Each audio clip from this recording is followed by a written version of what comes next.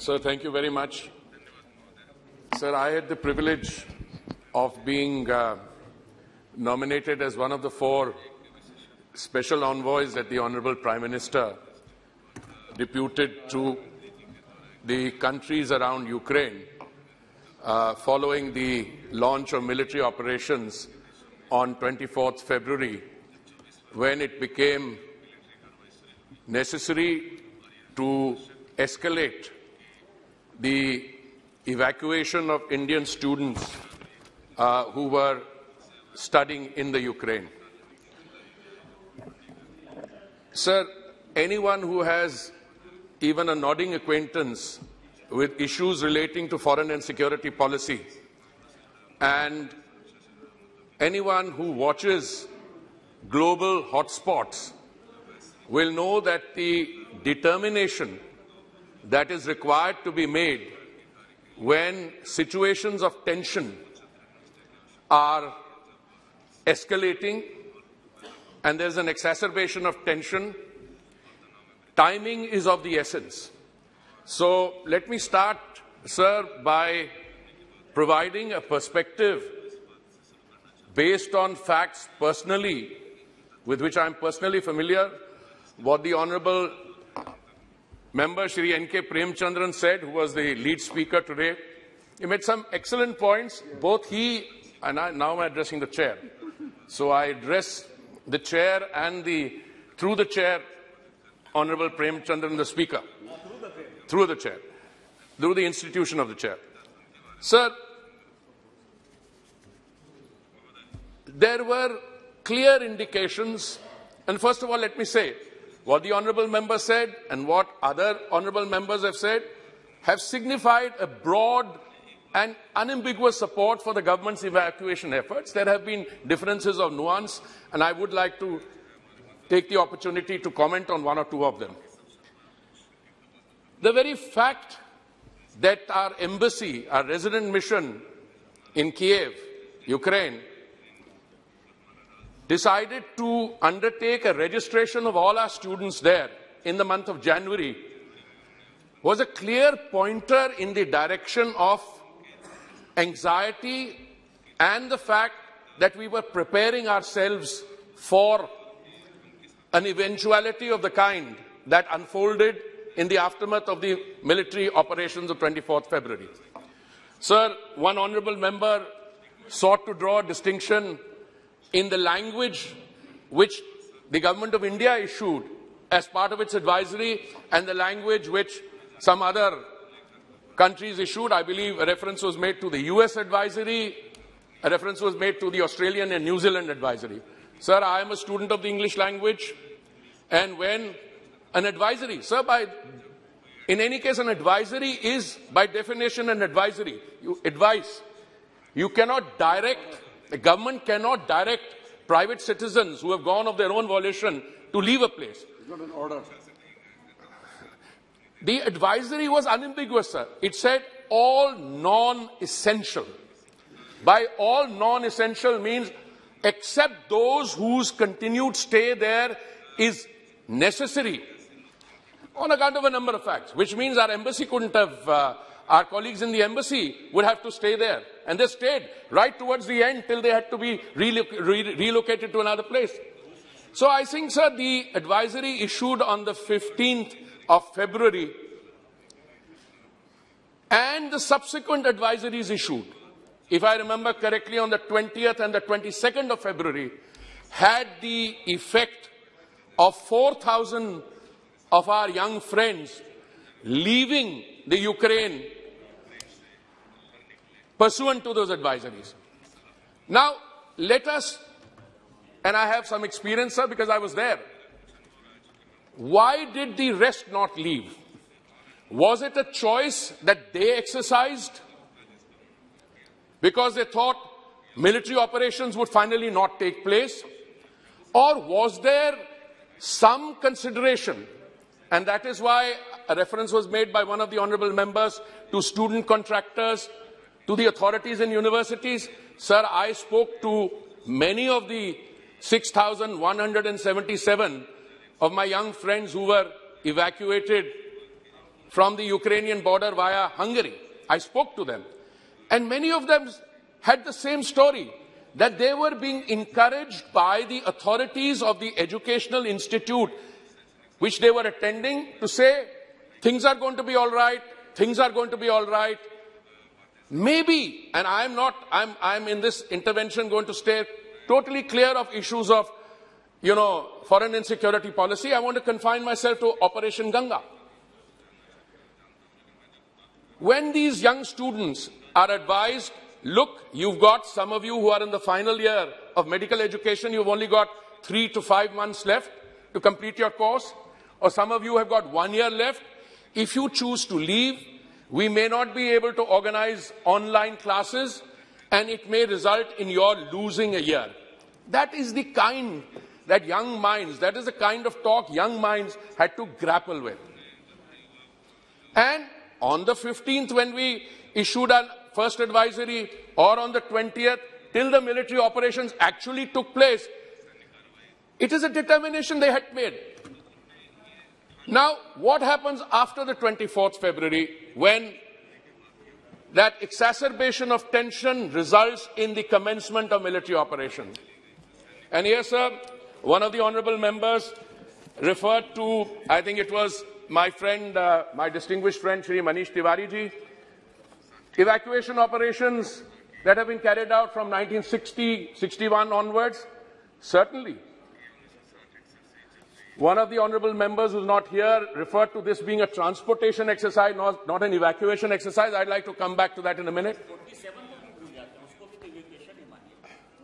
वहीं से भी चर्चा शुरू कर सकते हैं. Sir, I want to say, based on 39 years experience that I've had in the previous profession, that no matter what the average perception of the lethargy in a bureaucracy is, or a political system, come a crisis and everybody springs into this thing. And this was an operation which the Honorable Prime Minister personally took meetings on, which my friend, the External Affairs Minister, my distinguished colleague, personally took charge on. I was in Guwahati on the 28th doing a Gati Shakti mission event for the Ministry of Petroleum and Natural Gas, when I got a telephone call late in the evening saying, "Ab kal raat ko jaiye, kal jaiye."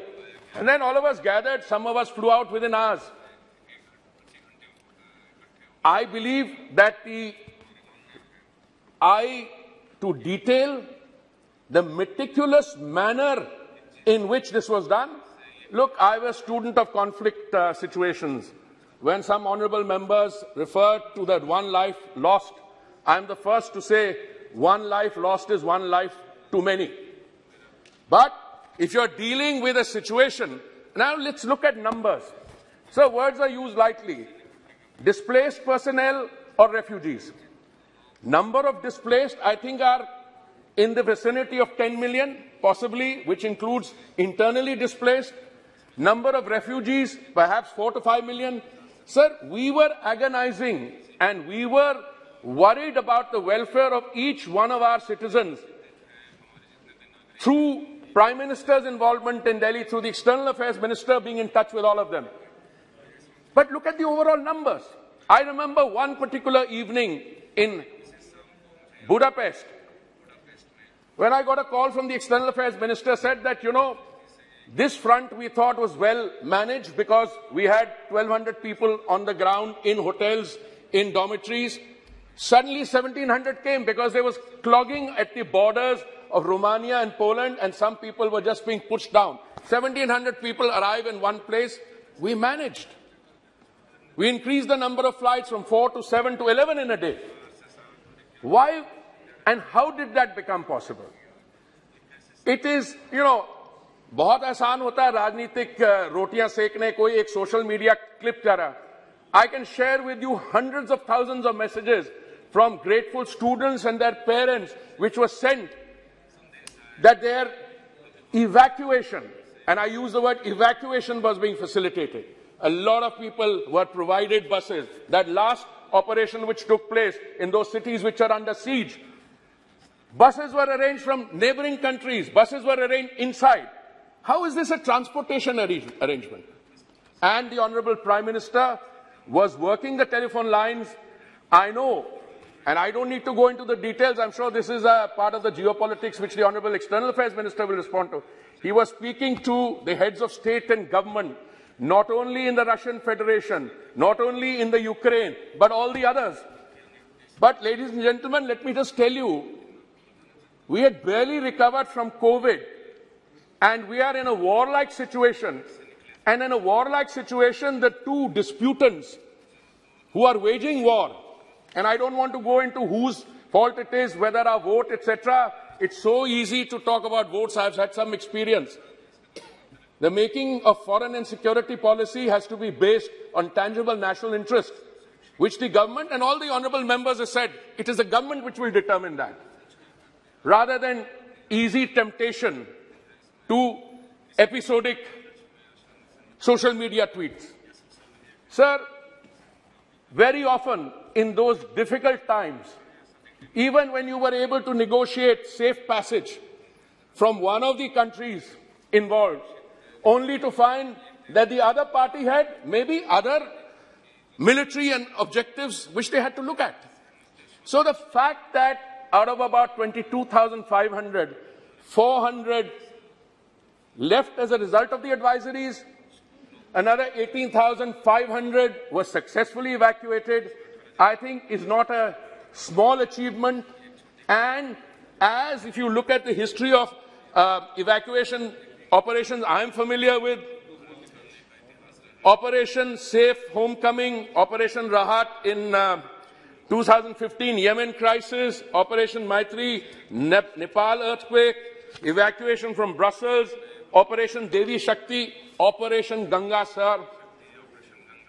In my humble submission, with 39 years of experience in that field, will rank as one of the most well-coordinated and successful humanitarian evacuation missions undertaken by any country anywhere. I'm not just talking about India. Sir, we faced some very interesting situations. That evening when the Honorable Prime Minister guided us, he said clearly that this is a humanitarian evacuation mission. When you say humanitarian evacuation, you don't stand by technicalities. You do not follow the literal letter of what is written. I remember I was traveling back in a car from the Ukraine border with the person who used to be our ambassador in Budapest. He had been sent back. And I got a telephone call saying that one of the airlines had been fined because they were bringing in Nepali or some other nationals of neighboring countries. We worked the lines. Within minutes it was sorted out. Whole of a government approach. Because we not only brought back, thanks to the clear visionary guidance of the Honourable Prime Minister, nationals of our neighbouring country, we also brought back nationals from other developing countries in further continents. Thank you. Sir, before I conclude, I also want to say, sir, that this gives me an opportunity, because you said, sir, that the advisories were lacking in clarity and direction. I have tried to place that in perspective, and how I say the advisories were both focused and clear, but also that there was certain uncertainty has been unleashed on account of the disruption in supply lines, which is going to happen depending on the duration and the cost that the military operations take. That disruption could get further widened. But let me tell you what has happened to oil and gas prices meanwhile, sir. Because that is something on which many of us tend to comment without looking at the global picture and what this military operation has done. Sir, at the height of COVID, and I talk about March 2020,